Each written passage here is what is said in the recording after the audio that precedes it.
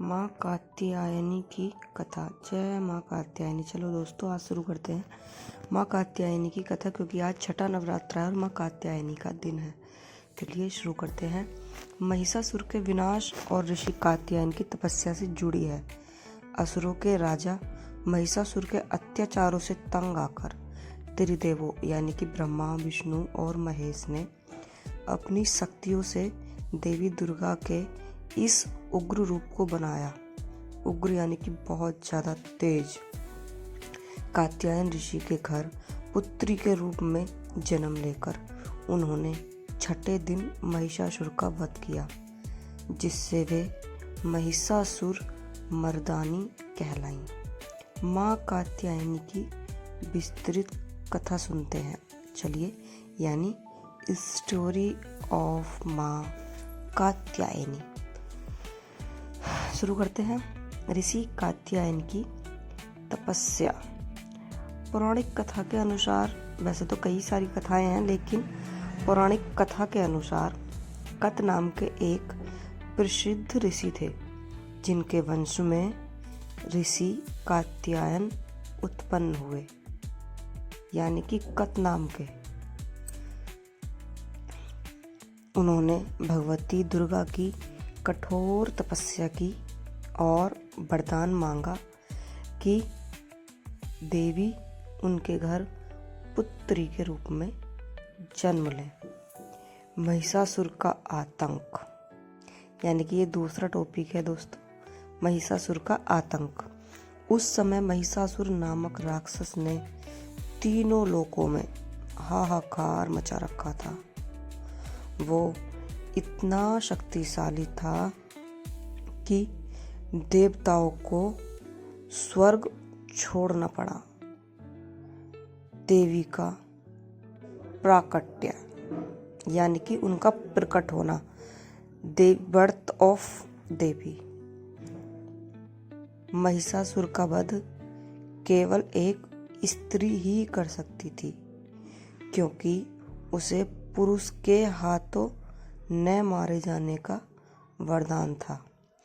तब भगवान विष्णु, ब्रह्मा और शिव ने अपने तेज और ऊर्जा को मिलाकर एक देवी को उत्पन्न किया, जिसने कात्यायन ऋषि के आश्रम में जन्म लिया। चलिए देखते हैं आगे क्या है। उग्र रूप और शस्त्र। उग्र रूप यानी कि बहुत, आप समझ ही गए होंगे। उग्र यानी कि तेज। माता कात्यायनी का रूप अत्यंत तेजस्वी था। उनकी 4 भुजाएं हैं। कुछ मान्यताओं में 18 भुजाएं भी हैं और वे सिंह पर सवार रहती हैं। यानी कि तुमको ज़्यादातर 4 ही पता है, लेकिन 18 भुजाएं भी कहते हैं कि माँ कात्यायनी की थी हैं, और वे सिंह पर सवार रहती हैं। सभी देवताओं ने उन्हें अपने दिव्य अस्त्र शस्त्र प्रदान किए। युद्ध और महिषासुर का वध, यानी कि चौथा टॉपिक। ऋषि कात्यायन ने नवरात्रि की सप्तमी, अष्टमी और नवी को माँ कात्यायनी की पूजा की। 10वीं तिथि को देवी ने महिषासुर का वध कर दिया। व्रत और महत्व। नवरात्रि के छठे दिन इनकी पूजा होती है। मान्यता है कि ब्रजभूमि की गोपियों ने कृष्ण को पति के रूप में पाने के लिए यमुना किनारे माता कात्यायनी की पूजा की थी। अब कुंवारी लड़कियां योग्य वर पाने के लिए भी माता का व्रत रखती हैं। अब है अगला टॉपिक, देखते हैं क्या है।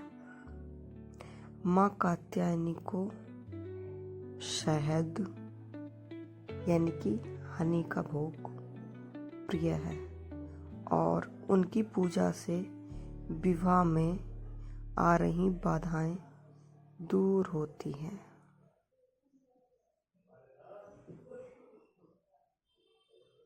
जय माँ कात्यायनी। अगर आपको कहानी पसंद आई हो तो इसको लाइक करना, शेयर करना और चैनल सब्सक्राइब करके ही जाना।